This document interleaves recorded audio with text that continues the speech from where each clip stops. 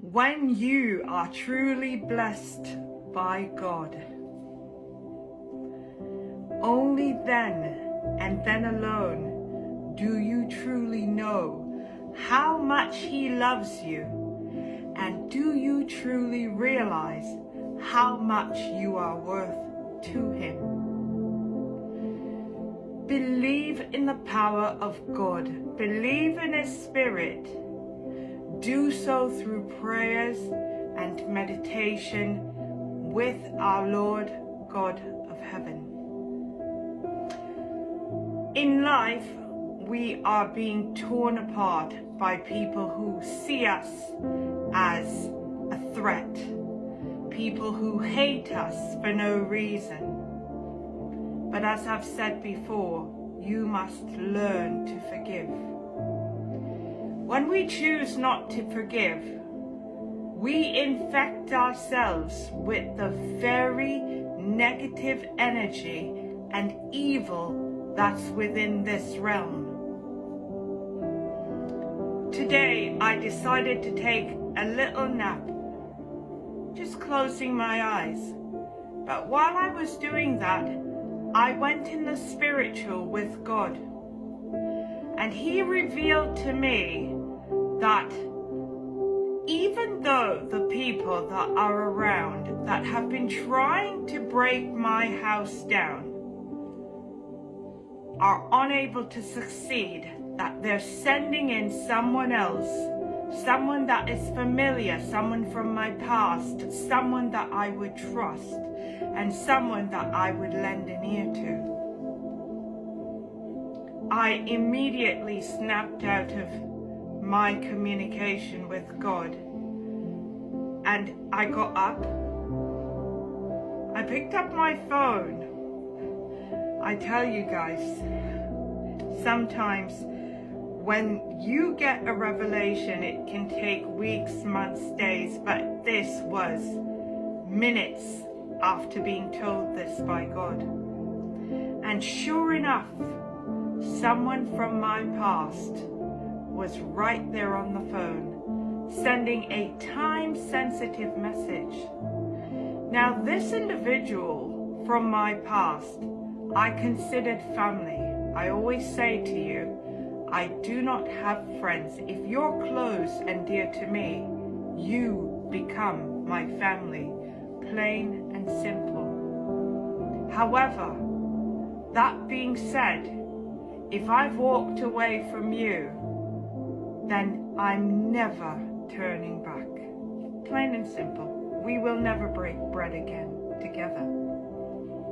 And I saw this time-sensitive message going back to it today, and I looked at it, and it was from someone I once referred to as my brother. And I remember back in the days when we would talk and communicate, he was involved with a girl and I'd say, send me a picture.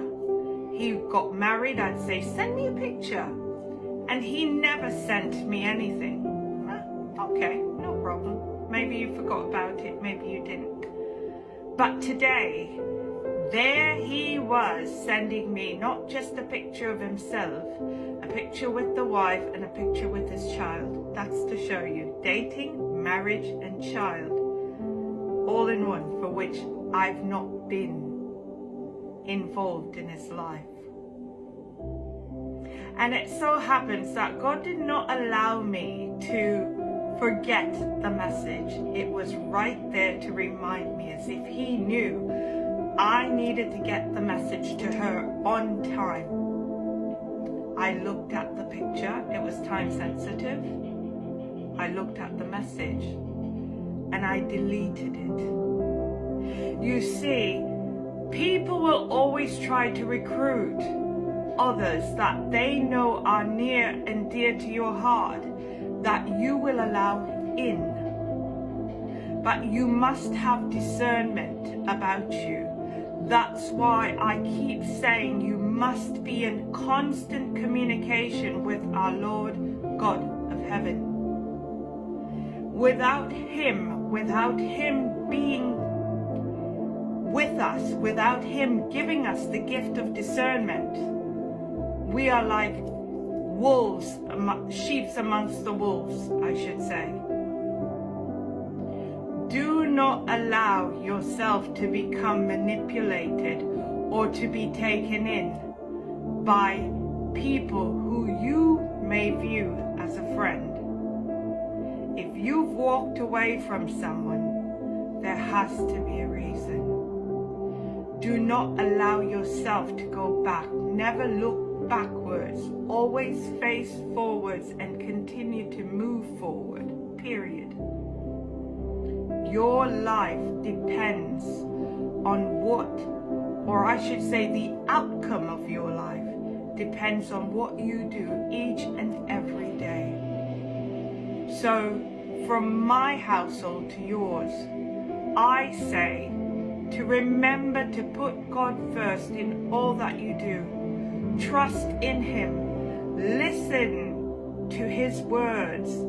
We tend to go in front of God in prayer and we're doing the talking, and that's perfectly fine.